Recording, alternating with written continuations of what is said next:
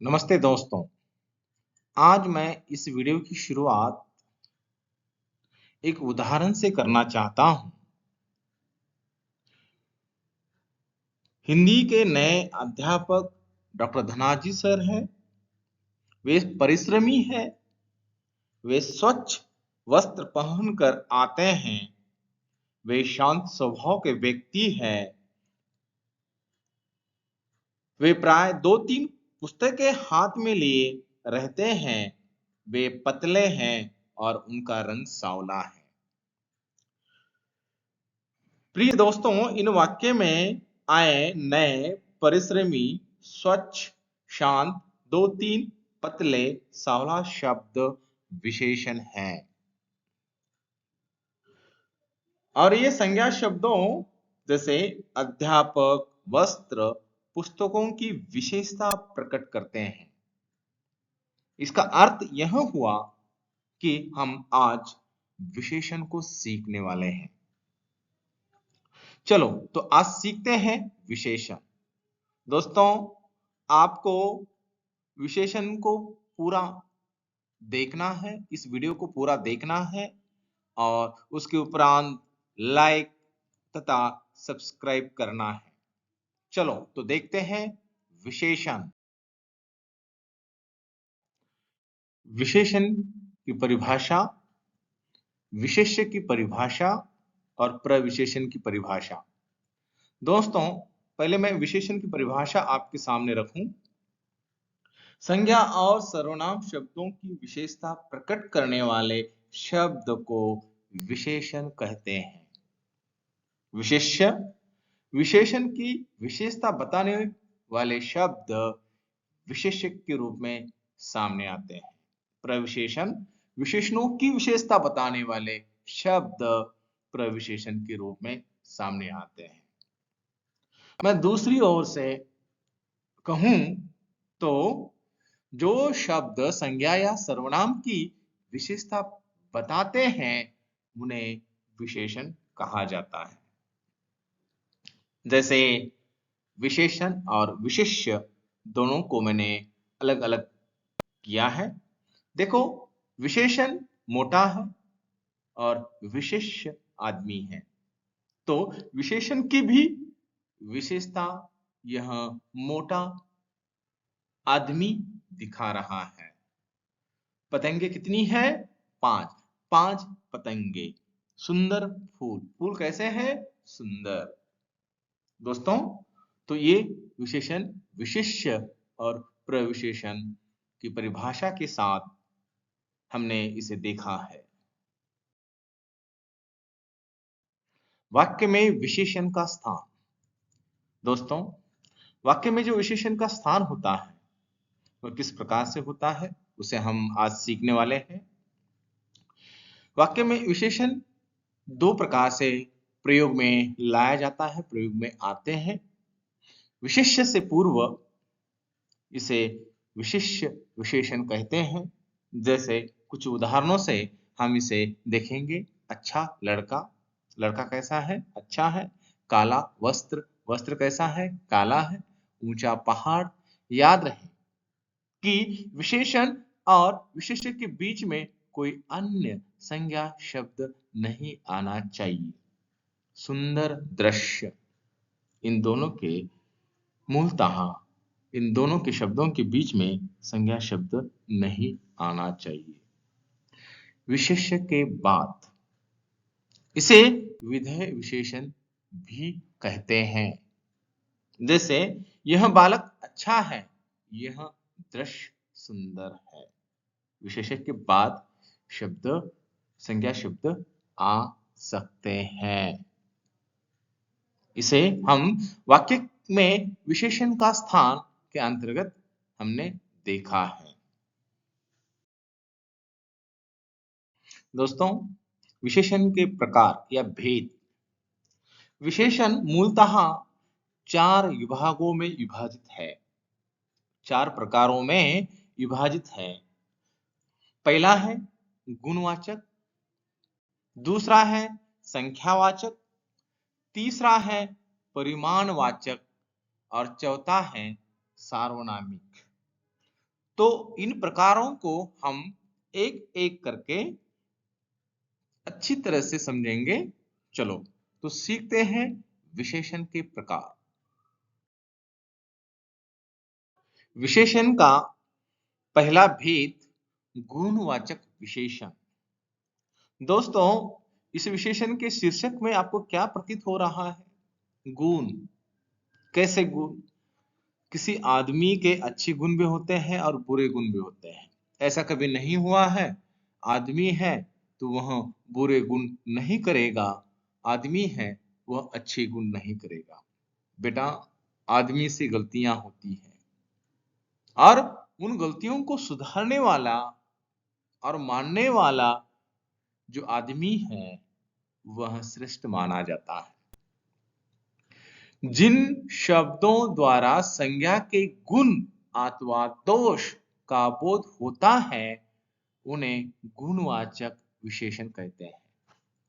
यहां पर ध्यान देने योग्य बात यह है कि ऐसे शब्द संज्ञा, संज्ञा यानी कि नाम, नाम आ गया, आदमी आ गया, वस्तु आ गई, स्थान आ गया, इनके गुण मूलतः आदमी के गुण अच्छे बुरे जो भी होंगे उन गुणों को तथा दोषों को हमारे सामने व्यक्त होना या उसका बोध होना यह गुणवाचक विशेषण के अंतर्गत आता है। दोस्तों, गुणवाचक विशेषण के प्रमुख रूप जो है वह भी हमें आगे देखना है। गुणवाचक विशेषण के प्रमुख रूप तथा प्रकार इस प्रकार हैं: भाव, अच्छा, बुरा, कायर, बलवान, दयालु आदि। दोस्तों, काल, काल यानी कि अगला, पिछला, नया, पुराना। हम कभी कभी बोलते समय यूं ही उदाहरण देते हैं, आप किस काल में जी रहे हो, है ना। जैसे हम व्याकरण के अंतर्गत भी काल को हमने देखा है, काल के बारे में हम जानकारी लेते हैं, जैसे भूतकाल, वर्तमान काल, भविष्य काल आदि।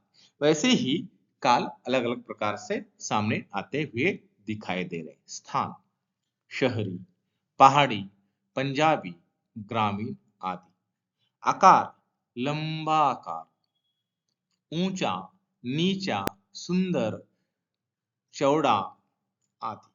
समय, मासिक है, दैनिक, साप्ताहिक, त्रिमासिक। ये मासिक यानी कि एक पूरा माह, दैनिक है ना, दिन दिन में उसे देखा जाएगा। साप्ताहिक, एक सप्ताह का एक साप्ताहिक होता है। त्रिमासिक यानी कि 3 माह का एक त्रिमासिक होता है। दोस्तों, दशा, दुबला, कमजोर, स्वस्थ, रोगी, निरोगी आदि। रंग, लाल, पीला, नीला, काला, सफेद आदि।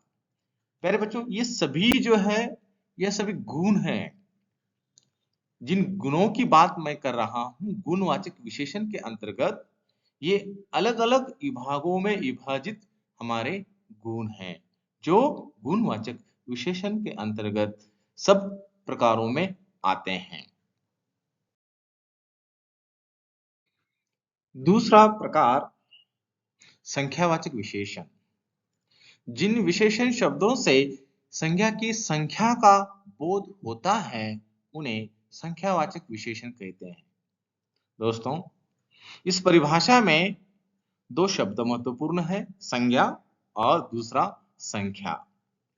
संख्या यानी कि जो संख्या हम सीख रहे हैं, जो संख्या उस वाक्य में हमें दिखाई दे रही है वह निश्चित संख्या हो यानी कि एक ही हो या अनिश्चित संख्या हो, है ना, कितनी भी, जैसे हम बोलते हैं आमतौर पर।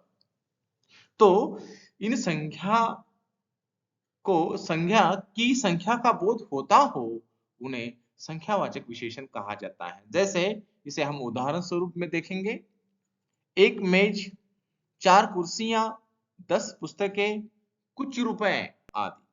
संख्यावाचक विशेषण 2 प्रकारों में विभाजित है, एक निश्चित संख्यावाचक विशेषण, अनिश्चित संख्यावाचक विशेषण। तो पहले निश्चित संख्यावाचक विशेषण देखेंगे। निश्चित संख्यावाचक, जिन विशेषण शब्दों से निश्चित संख्या का बोध होता है उन्हें निश्चित संख्यावाचक विशेषण कहते हैं। जैसे 1, 2, 3, दूसरा आदि। प्रयोग के अनुसार निश्चित संख्यावाचक विशेषण के निम्नलिखित प्रकार होते हैं। गणवाचक विशेषण 1, 2, 3। क्रमवाचक विशेषण पहला, दूसरा, तीसरा। क्रम के अनुसार जिसका प्रयोग होता है। गण के अनुसार 1, 2, 3 के आधार पर उसका प्रयोग होता है। आवृत्तिवाचक विशेषण दुना, तिगुना, चौगुना आदि।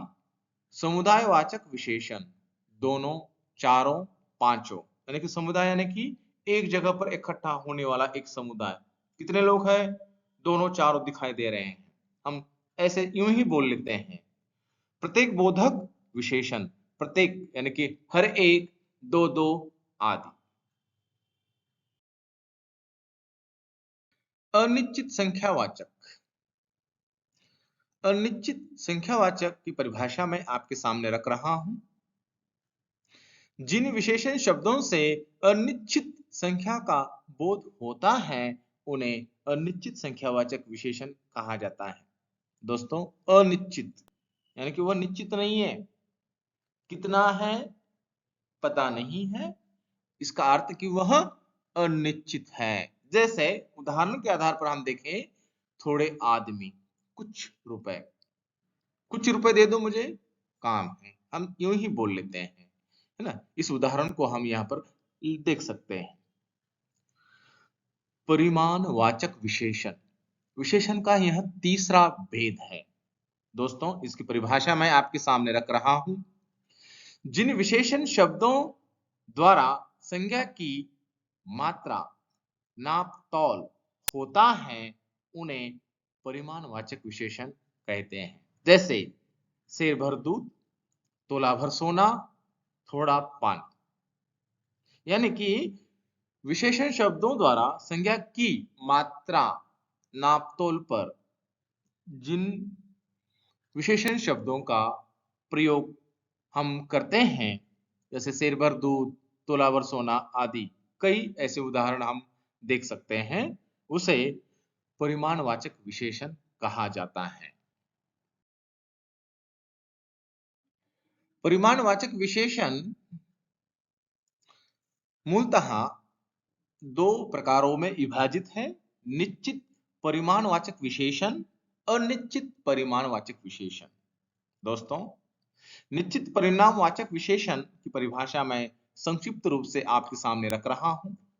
जिन विशेषण शब्दों से संज्ञा की निश्चित मात्रा का बोध होता है उन्हें निश्चित परिमाणवाचक विशेषण कहते हैं। जैसे 1 लीटर दूध, 10 मीटर कपड़ा। तो 1 लीटर दूध और 10 मीटर कपड़ा, यह परिमाण यानी कि निश्चित शब्द का बोध कर रहा है। जैसे 10 और 1। दूसरा है प्रकार अनिश्चित परिमाणवाचक विशेषण। जिन विशेषण शब्दों से संज्ञा की अनिश्चित मात्रा का बोध होता हो उन्हें अनिश्चित परिमाणवाचक विशेषण कहते हैं। जैसे थोड़ा दूध, कुछ शहद, बहुत पानी। दोस्तों, यहाँ पर 1 और 10 इन दो शब्दों का प्रयोग मैंने किया है, वह निश्चित है। और यहाँ पे थोड़ा, कुछ और बहुत अनिश्चित है, यानी कि पता नहीं है वह कितना है।